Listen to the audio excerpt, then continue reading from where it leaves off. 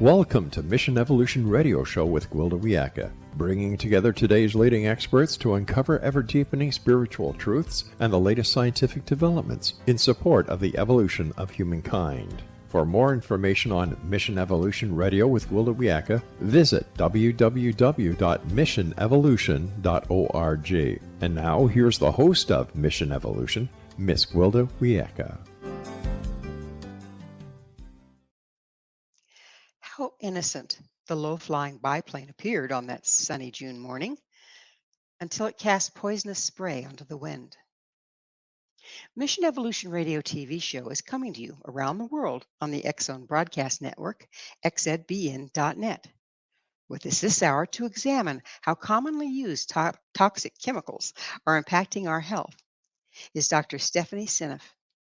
Dr. Seneff is a senior research scientist at MIT's Computer Science and Artificial Intelligence Laboratory in Cambridge, Massachusetts. She has a BS degree from MIT in biology and MSEE and PhD degrees from MIT in electrical engineering and computer science. Her recent interests have focused on the role of toxic chemicals and micronutrient deficiencies in health and disease, with a special emphasis on the pervasive herbicide glyphosate and the mineral sulfur. Since 2008, she's authored over 40 peer-reviewed journal papers on these topics. She is the author of a book on glyphosate entitled The Toxic Legacy: How the Weedkiller Glyphosate is Destroying Our Health and Environment. Her website, stephanieseneff.net. Dr. Seneff, thanks so much for coming on Mission Evolution. So great to be here. Thank you for having me. So your educational background is pretty impressive, but how did you get into toxic chemicals from there? I got interested in autism, and that's what really brought me to all of this. I was watching the rates of autism go up and up every year.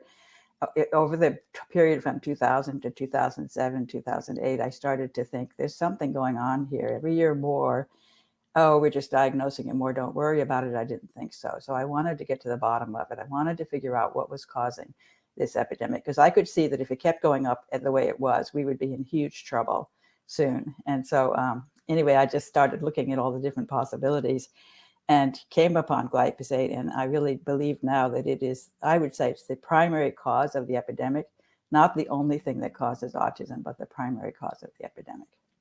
How does glyphosate and autism relate? What's the mechanism there that's causing the glyphosate to increase the chances of autism?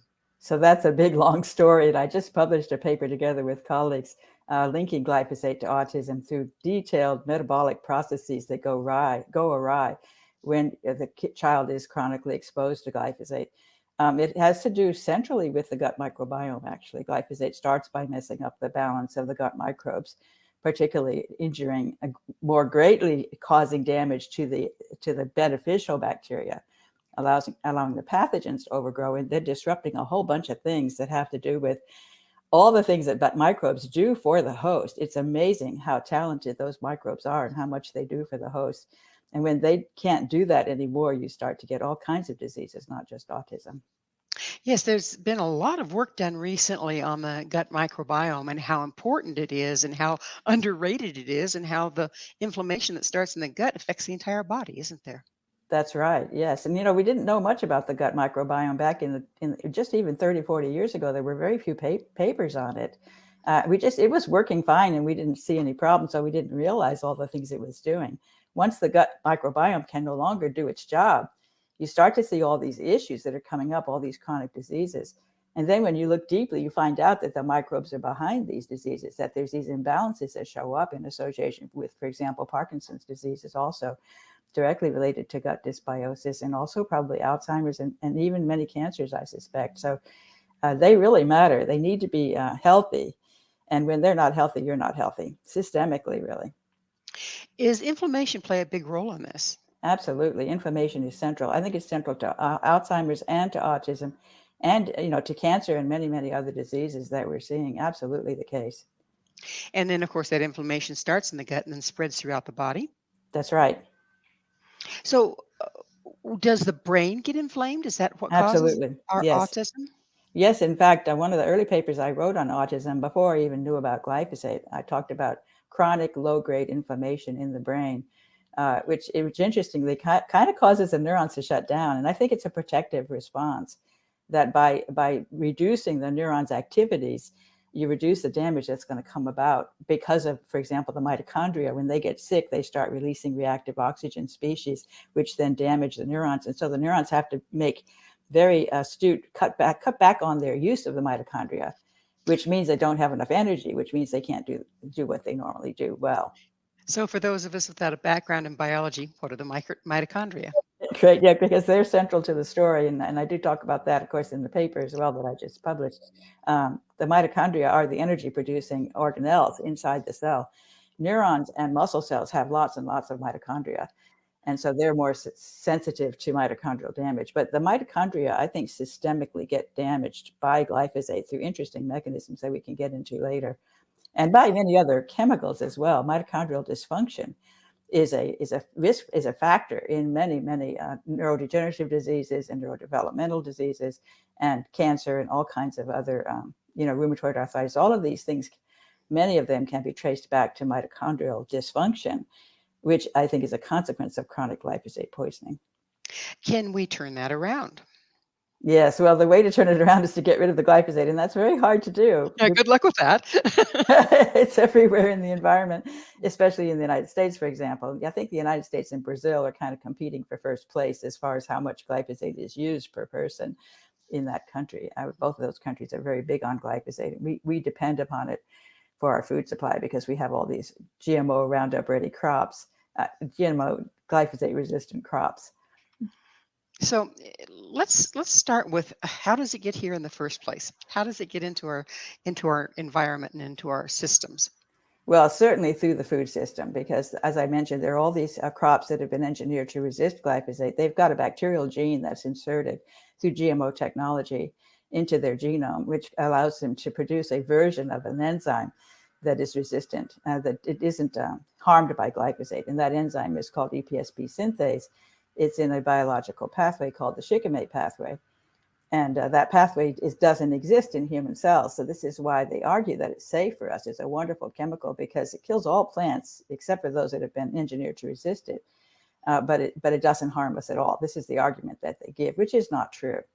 And you can read my book to see exactly why it's not true. But so the making the plant, genetically engineering it to be resistant to glyphosate, in effect, makes it so that you can douse the thing in glyphosate and it'll kill all the weeds, but it won't kill the crop. Is that that's the point exactly there? right. And it makes farming very efficient because you don't have to have people pull the weeds by hand. It's hard to separately kill the weeds without a lot of manual labor, unless you have a chemical that the plant is protected from.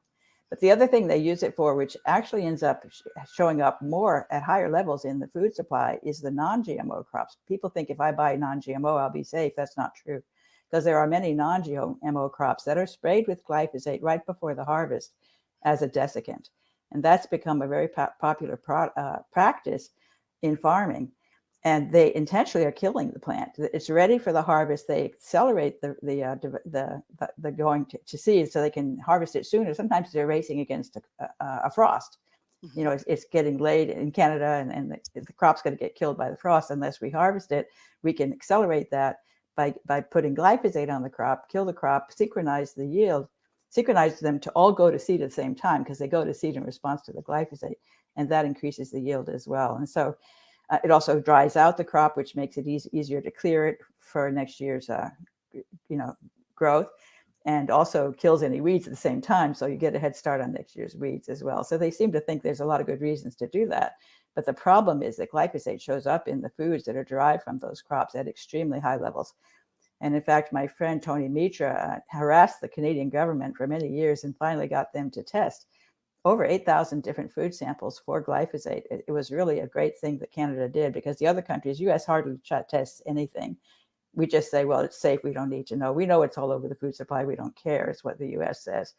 But they found the highest levels consistently were found in surprising place, which is legumes like peas, chickpeas, garbanzo beans, lentils, sky high levels of glyphosate in those foods. That's like hummus. And a lot of people who are gluten intolerant switch over to eating a lot of those foods. So they're going from the fire, what do you call it? Out of the frying pan into the fire. Out of the frying pan into the fire, because it's even higher levels of glyphosate typically in those legumes than there is in the wheat. The wheat also is sprayed right before harvest, and I think that is a primary cause of the epidemic we're seeing in gluten intolerance.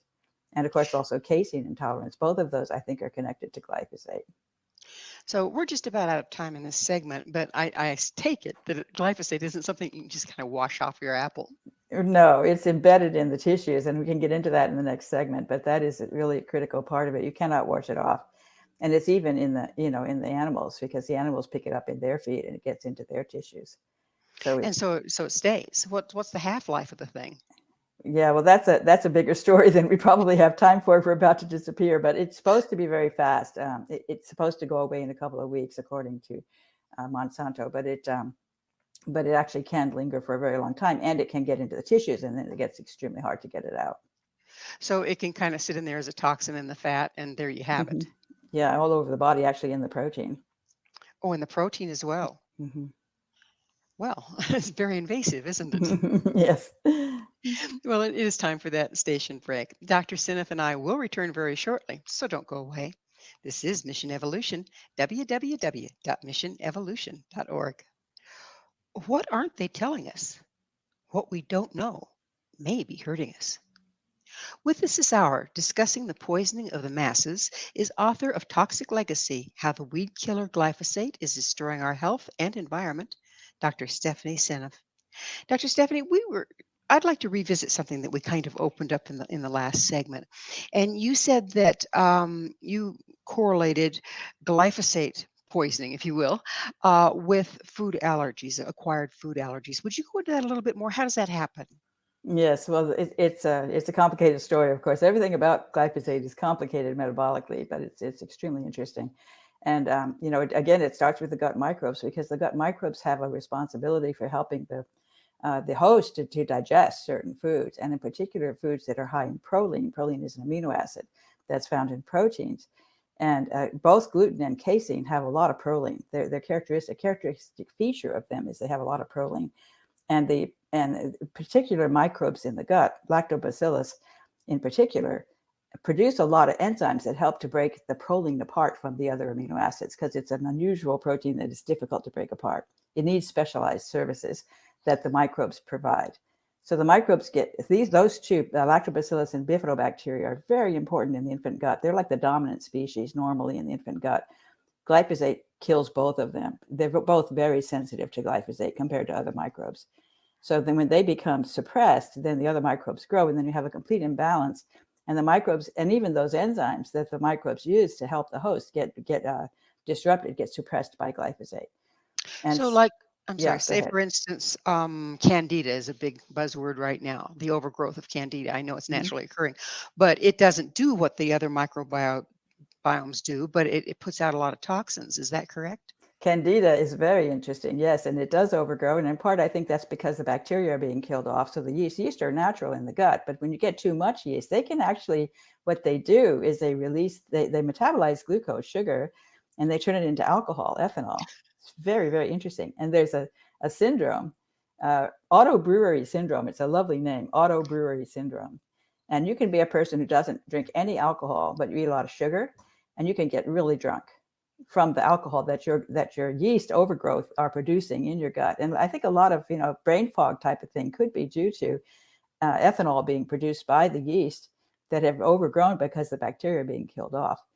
And I think that's really an interesting idea that could be something that's going on with glyphosate as well.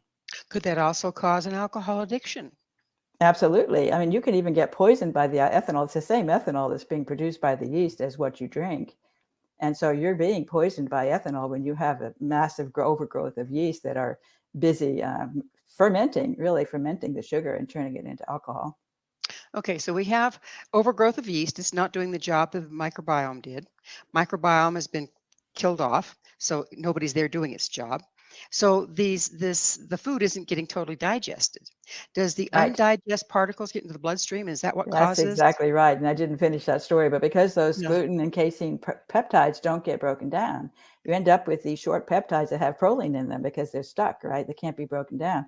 First of all, you aren't able to use those as nutrients because we need to get our protein. Our amino acids are supplied by the proteins that we eat, and they have all kinds of aminos for sale at the health food store, right? You see all these different choices of different kinds of amino acids and even a big jar of aminos. That's basically pre-digested food. And I think because we're not able to get the amino acids out of the proteins that we're eating, we become deficient in amino acids. And at the same time, we have these peptides that are undigested, and they become, the immune cells are very sensitive to those because they see them as foreign peptides. They don't show up in human proteins.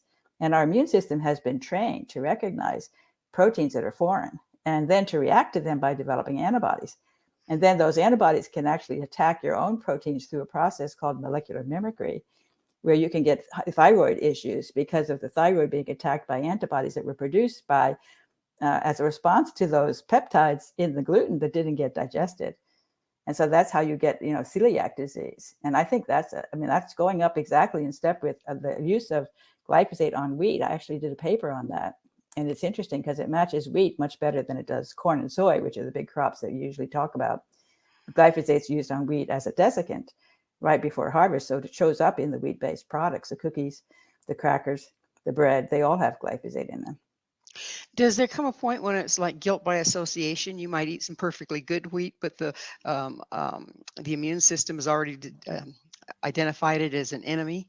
Yeah, I think so, because once you have those antibodies, even if you start eating organic all the time, so you reduce your glyphosate exposure, I would hope that you might be able to eat wheat again. It might recover, but it's not clear because you have those antibodies and they can continue to react to because they've been trained already. They're there. And so how do you get rid of them?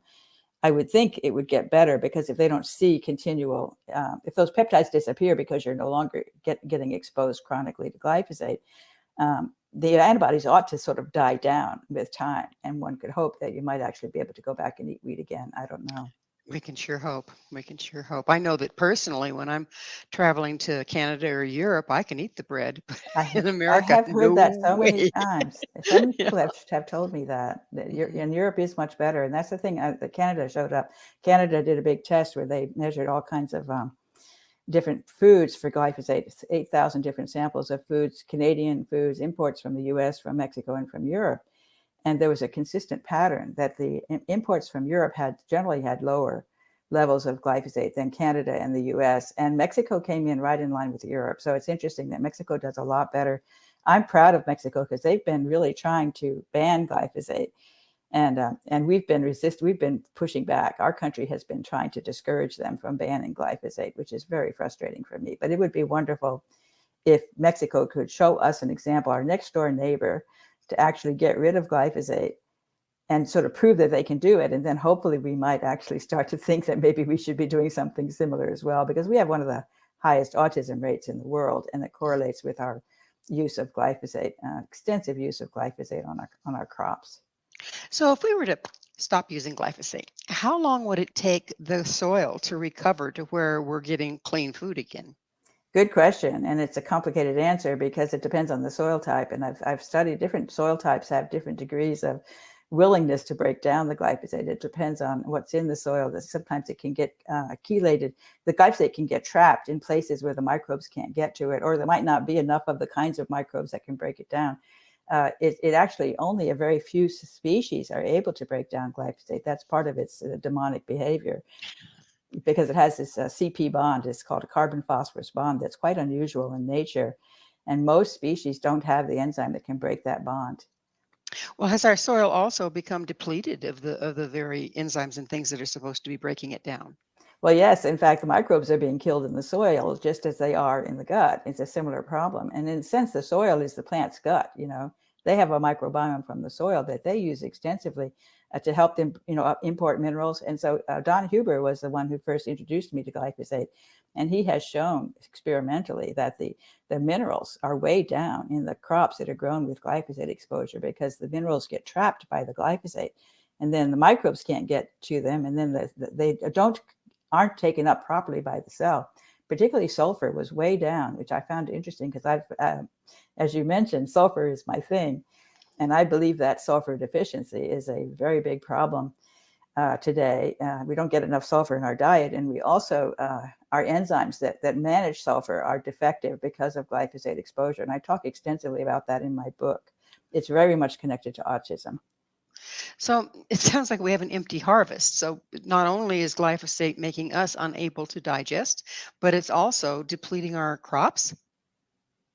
Depleting the nutrients in our crops and including the nitrogen uptake. That's another problem because the nitrogen fixing bacteria are getting disrupted by glyphosate. So the plants can't take up nitrogen as efficiently as they would be if the glyphosate weren't there. And as a consequence, you have to use more nitrate fertilizers, which then wash off with the rain, get into the waterways, and then they cause this kind of nutrient excess that ends up producing cyanide, all this poisoning from the cyanobacteria that overgrow in the presence of too much nutrition, too many nutrients, not nitrogen and phosphorus, nutrients showing up in the waterways that encourage the overgrowth of these blue-green algae. They're called cyanobacteria, and that then causes a whole bunch of problems with the red tide and that sort of thing. It's one big modern mess, isn't it? I would say so. We're about out of time in this segment, but when was glyphosate introduced? How long has it been with us? It was patented as an herbicide around in the early 1970s, and I think it was first introduced on the market in the United States in 1974. So it has been around for many decades.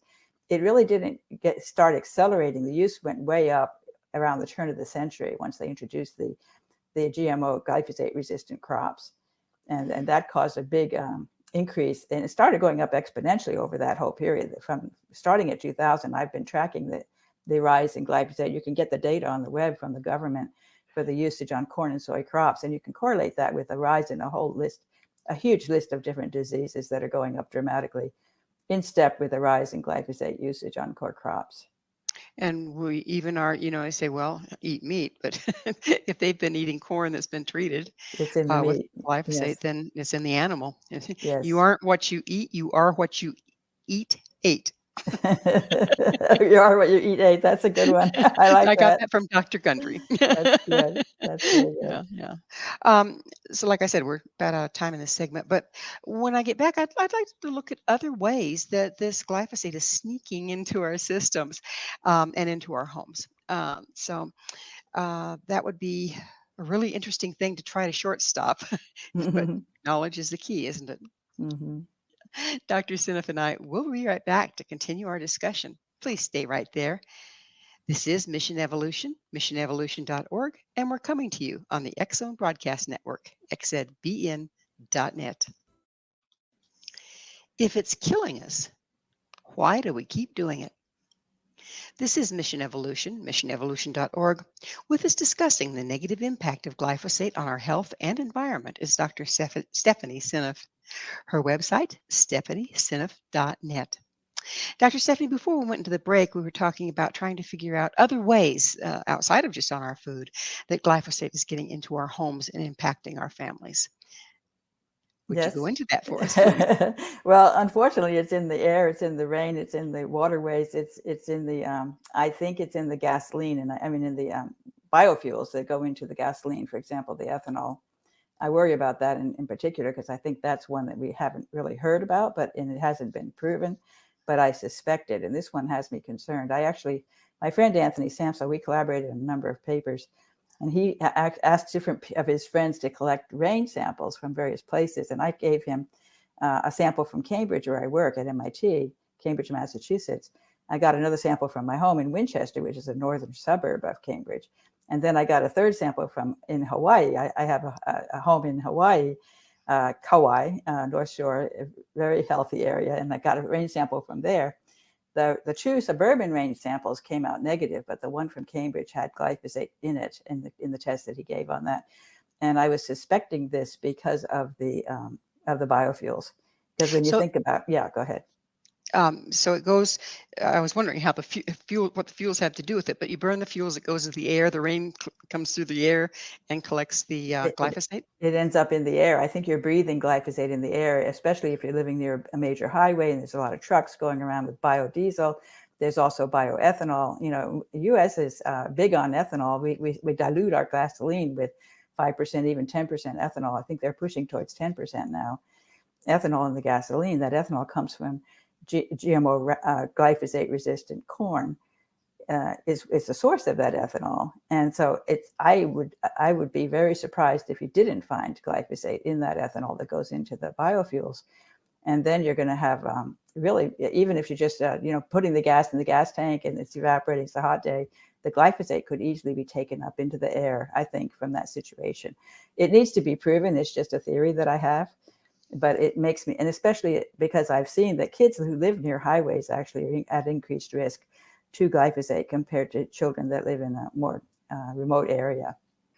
Depending on where that remote area is, if it's next to a cornfield, you might be in trouble. That is true. Yeah. So how about topical exposure? Very often I'll be on a walk on a bike trail, and you'll see these little signs that says, "Oh, just been sprayed." They don't tell you what you're supposed to do about that, but your dog goes over to take care of his business and gets it on his paws, or you walk across it, you get it on your shoes, that tracks into the house. Yes, no, that's a good point. How much of an impact would that have on babies crawling on the floor, pets walking across it being stirred up to breathe? I know. I mean, that's a question. It's just that it's so pervasively used here in this country. People use it on their lawns very casually. I think people are so unaware of its risk factor that they would be happy to put glyphosate on their dandelions while the child's playing outside. I think some people might not think about that. You just not realize, and certainly not wear any protective gear when they're using it because we've been told it's so safe. That's actually, I think, a very dangerous aspect of it, that we believe it's safe and therefore we use it casually in our home environments. And there have been several lawsuits against the company that makes glyphosate that have been successfully done through jury trial and had big awards for non-Hodgkin's lymphoma. And all of those lawsuits involved people using glyphosate on land. Often it was their own yard, for example. There was a school groundskeeper who was the first one who got, his name is Dwayne Lee Johnson, and he got a big reward from a jury trial for non-Hodgkin's lymphoma because of exposure on his skin, because when he was using it, he had some issues with his applicator and he spilled it on his skin. And I think that it can be absorbed through the skin if you actually work with it and so close up. So just by the nature of the thing, it absorbs very easily, doesn't it? I mean, wouldn't it have to be effective? It does. On the crops? Does. Yes. In fact, there was a woman who worked in China in the glyphosate plant where they make glyphosate, they manufacture it, and she developed Parkinson's disease at a very young age, which was in the paper was written about her, linking that to the glyphosate exposure through her job manufacturing it. And I've heard of that link between Parkinson's and glyphosate. I mean, crop dusters, young people come down with it like crazy. There's lots of examples of people that work around it a lot that end up with Parkinson's and similar things. So I've seen the correlation, and I'm by no means a scientist. Why, with all this evidence, is it still being passed out like popcorn? I don't know. I really feel discouraged. I've tried so hard. In fact, a group of us went to the government and met in Washington, D.C. on our own nickel. We didn't have any support for it. And we were all passionate about glyphosate being much more toxic than we realized. And we presented our materials to the EPA. And it was a very strange experience because they delayed the meeting and then they spent time talking. They basically used up most of the time. And then we had to really rush through our presentation. And while we were presenting, they were pretty much ignoring us in a way. I mean, it was a very weird experience. I think they were not happy to see us and they didn't want to hear what we had to say, and nothing came of it. And we were just really frustrated. I can only imagine. And isn't part of the problem that the doggone stuff works so well at what it's supposed to do? The government seems to think that we can't live without it, which I find really amusing because, for all but the last 40 years of human existence, we lived without it, right? We somehow managed. So how can we not, how can it possibly be essential? But that's the line they give. It does reduce the number of people that have to be put into growing our food. So it does free up people to do other things. It's sort of the Industrial Revolution, and then this whole development of the computer technology and all of this has happened with people working in jobs that are not pulling weeds in the farms. So we have many, many fewer farmers now. Agriculture is a much smaller proportion of the work that happens in this country because of this convenience of all these chemicals. It's not just glyphosate, because we have herbicides and other herbicides and insecticides and fungicides. We throw all that stuff on our crops, and so they become really toxic. I just can't understand how anybody can think that it's okay to put poisons all over the crops that are providing the food that you're going to put in your mouth. I just don't even comprehend how that can be thought of as something perfectly fine to do. Well, I've heard one of the arguments, well, because of the GMOs and the glyphosates, we're now able to produce way more and feed the masses. But if it's poisoning us and we aren't absorbing the nutrients we're getting because of it, seems like that's kind of a losing battle, isn't it? Absolutely. And it's not feeding the masses with healthy food, because you've got all those minerals being lost. So we have a lot of problems with mineral deficiencies. And minerals are very, very important because so many enzymes depend critically upon iron and zinc and manganese and magnesium, all these minerals that we just need in small amounts, but we really need them for our enzymes to work properly. And we have a lot of people who have issues because of mineral deficiencies that are caused by glyphosate, because it's really good chelator. So it grabs hold of those minerals and won't let go. So does it have a missing proton or electron or something where it scoops up anything close to it? Yeah, well, it's an interesting molecule, as I said. It's got, it's negatively charged. It's a Zwitter ion. It has both plus and minus. It has very interesting biophysical properties that make it able to grab hold of minerals. Anything like, for example, even aluminum. It'll 2 glyphosate molecules will wrap around an aluminum ion, which is normally +3 charge, and the 2 glyphosates are negatively charged, so they end up erasing the charge, and they produce a small organic molecule that's not organic, meaning and not the organic that says it's without glyphosate, but a small molecule that's able to get past the gut barrier, because it's neutral charge. And I believe, I've written about this. I really theorize that aluminum in your food, because we have a problem with aluminum in our food, and normally it stays in the gut. The gut keeps it out, but because glyphosate sets up a leaky gut barrier, and then it binds to the aluminum and hides its +3 charge, it creates a small molecule that's not charged that easily goes across that barrier that it has caused leaks in. So it ends up circulating, going up to the brain, particularly getting to the pineal gland, which is outside of the blood-brain barrier, and damaging the pineal gland. And the pineal gland is a really important organ in our body that controls, for example, sleep. Isn't aluminum also linked with Alzheimer's? Absolutely the case. Yes. So we're setting ourselves up for increases in Alzheimer's along with everything else. Yes. And I think aluminum is linked to autism as well. And in fact, I think autism and Alzheimer's have a lot in common. It's quite interesting. Yeah, they're kind of a similar disease, except different age groups. So they have different developmental phases of life, and so they behave. It has many overlapping characteristics, actually. Very interesting. Is MS and all those autoimmune, are they also related in the same way?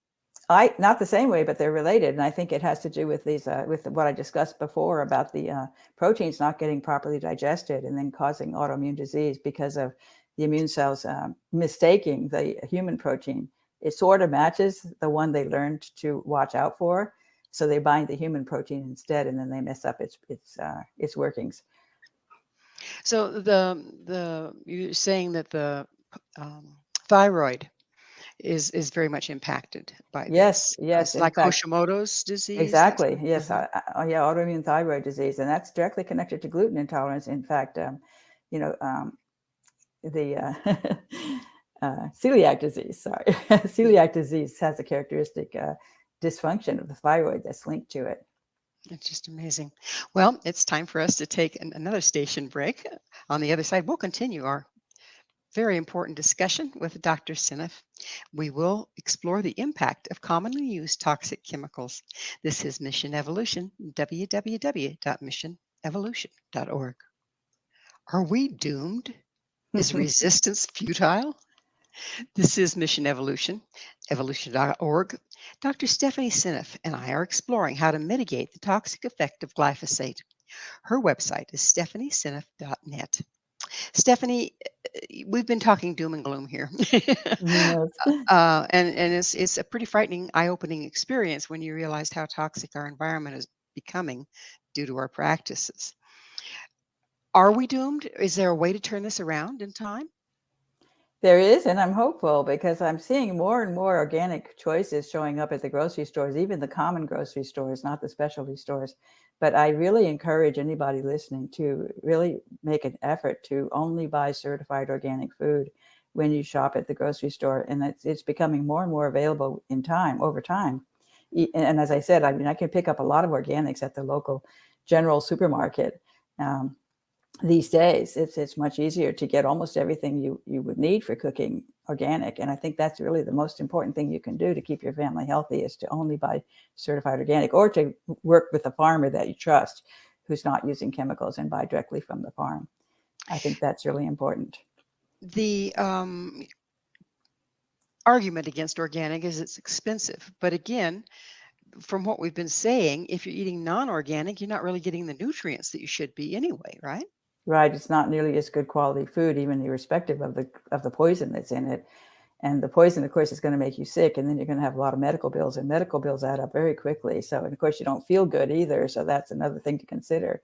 If you want to feel healthy and strong and have a good brain that you're able to think well, you need to eat healthy food. And it's not just a matter of organic. I really encourage you to think in terms of growing, cooking, work in the kitchen, buy basic ingredients, don't buy processed foods. Pretty much avoid anything in a box. Why is that? So the processed foods first of all, the processing itself introduces more toxic chemicals into the mix.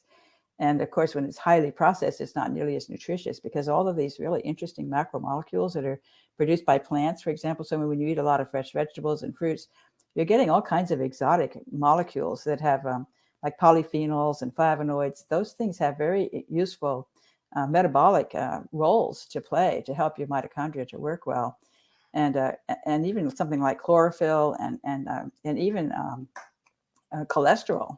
People think cholesterol is bad. They try to eat a low cholesterol diet. No, cholesterol is a very important nutrient that your body needs. It really, I think cholesterol is to animals as chlorophyll is to plants. And yeah, I think it's a very important nutrient that you need to make sure you have enough of it. And that, of course, means a high fat diet.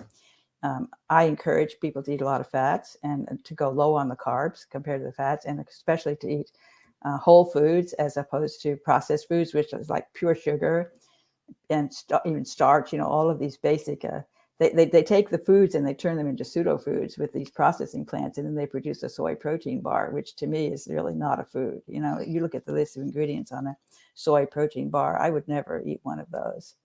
Well, it became real popular to feel like a great cook by buying the canned stuff, reading the recipe off the back, and making fake food out of fake food, right? That was very prevalent in my mother's day. Yeah, they were pushing that. They really were. I remember back when I was a child, the ads that would say, have you playing with the children in the living room while their TV dinners are cooking in the oven, and encourage you to think in terms of, you're better than that. You shouldn't have to waste time cooking. There are much better things you could be doing.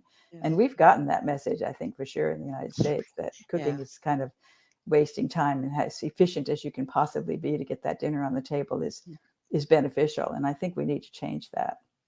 So I've got a question for you here. Go figure. What is deuterium? Yeah, okay. I'm glad you brought that up. I'm quite obsessed with deuterium these days. I'm very excited about it. And I do think it's a central part of the story in metabolism. And then again, the glyphosate disrupts the deuterium homeostasis in the body. And so we have a lot of issues with too much deuterium in our mitochondria because of glyphosate. This is a story that I'm building, and I'm very excited about it. Deuterium is heavy hydrogen. Hydrogen is the most common atom in the universe. It's the upper left corner of the periodic chart. 1 proton, 1 electron, very tiny atom. And by far the most common atom in your body, like over 60% of the atoms in your body are hydrogen atoms. And hydrogen plays a tremendous role in all the reactions that take place with the enzymes. The enzymes catalyze all these reactions that involve moving hydrogen around. And so deuterium is heavy hydrogen. It has an extra neutron, which makes it twice as heavy. So it's very different in its behavior biophysically and biochemically compared to hydrogen, but it goes everywhere hydrogen goes, and it's a natural element. So just like, iron and manganese and all of those, deuterium is kind of a little bit like a metal, you could say, I think, because of the body has these complicated ways of dealing with it. And the body understands that it's important to reduce the amount of deuterium that's in the mitochondria. And I mentioned the mitochondria, those are the energy generating organelles in the cell. And the neurons and the muscle cells have a lot of mitochondria. And when their mitochondria get damaged, you get all these kinds of diseases, and neurodegenerative and muscular diseases that we see today can be tied to the mitochondria not working properly, and they will break when they have too much deuterium. So there's a very complicated set of enzymes that are very skilled at selecting hydrogen. If I have a molecule of glucose and it's got a deuterium there where I'm supposed to take a hydrogen off, I won't touch it. I'll throw that one away and go get another one. So that the ones that have the deuterium stay behind, and the enzyme is able to choose the one that has the hydrogen and then pass the hydrogen on to the mitochondria. It's really cool biochemistry that I find extremely fascinating. But when you start to realize the scope of it, you realize that it is very, very central to metabolism, to make sure that the mitochondria have low deuterium. And the enzymes that do that, many of them are suppressed by glyphosate. And so here we are, getting overloaded in deuterium. Yeah, there's too much deuterium in the mitochondria, and then the mitochondria, the ATPase pumps that make the ATP, they get broken. And then the mitochondria start releasing this reactive oxygen that damages the cell. And they also can't make as much ATP, so they become inefficient, and they become dangerous because they're releasing this reactive oxygen that causes harm and ends up eventually causing cancer. Oh, my. Well, it's that time of the show, Dr. Seneff, when I get to ask you, what's your mission? Well, certainly one mission is to get rid of glyphosate. I would love to see the manufacturing of plants shut down, and nobody even knows what glyphosate is anymore after a while because we're not using it anymore. And then I think more generally, not just glyphosate, but all the herbicides, all the insecticides, all the fungicides, I think they all need to be abandoned, and we need to go back to organic agriculture. I think if we could achieve that one goal, we would see a tremendous improvement in our health, and our children would be healthy. We wouldn't have this epidemic in autism that we're seeing.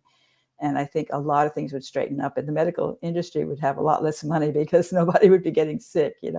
All these terrible diseases that are going up dramatically would start to go back down again if we were just always to eat organic food without any chemicals being used in the growing of those crops. I think that's number one in my book, the most important thing we should be doing. And I'm frustrated that, in all the political discussion that goes on these days, it's hardly ever even brought up as a topic. It's the government is not aware. Actually kind of pushed aside, it sounds like, from when you told me of your experience of trying to bring it before Exactly. the government. Yeah, that's really sad. What does it look like if we get rid of all these things, that you're talking about, and we go back to the farming the way it used to be, where the cow makes the poo fixes the soil grows the crops, the person pulls the weeds?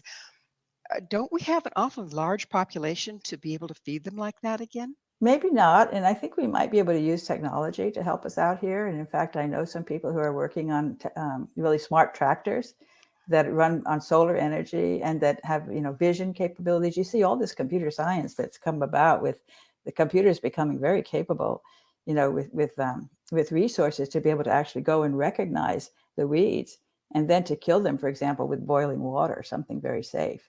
So they could actually go in there, see the weeds, kill the weeds, and do it all completely automatically. And maybe just a single person kind of making sure the robot didn't, get in trouble. But ideally, you could have these robotic tractors that could really do it, a lot of it, even without a person involved. So we get a smart tractor. Yeah, smart tractor, yes. So did your background in computer science and stuff help you envision some of this? Yeah, well, my computer science background, I think, has been really good training for the work that I'm doing now. It's kind of interesting because I think that I don't know how it came to be, but I think a computer scientist tends to be more interested in a puzzle. And so for me, biology is a giant puzzle, and I'm always wondering why. I always ask the question why when I'm doing the research. And of course, we do have a lot of computer science tools that help you to find the information you're looking for. that has been absolutely essential for me. It's been really wonderful. And I've made use of some of the large language models and the chatbots to help me. And you have to be careful because they can lie, but to help you get educated on the topics that you're studying, it's really accelerated the rate at which I can acquire the knowledge, then piece together the puzzle by always asking why, to understand why is metabolism doing what it does. And it does such interesting, bizarre things that you're like, this just doesn't make any sense. And then that always drives me nuts. I have to go figure it out. And that's really how I came upon deuterium, because when you look at metabolism, it's so puzzling that it's so complicated. It's much more complicated than you would think it needs to be. But And you once you remove one element and you've got yeah, a complicated mess, right? yeah, well, once you've got the deuterium idea in place, then all this complexity makes sense. And that's what I'm so excited. Well, we are out of time in the entire show. I can't thank you enough, Dr. Seneff, for coming on the show and sharing your knowledge with us. Thank you so much. It's been my pleasure. Our guest this hour has been Dr. Stephanie Seneff, the author of Toxic Legacy: How the Weedkiller Glyphosate is Destroying Our Health and Our Environment. To find out more about Dr. Seneff, where you can find her book and all she has to offer, visit her website, stephanieseneff.net. This has been Mission Evolution with Gwilda Wiyaka. For more information or to enjoy past archived episodes, visit our website, www.missionevolution.org. But most importantly, please be sure to join us right here next time as this mission continues, bringing information, resources, and support to our evolving world.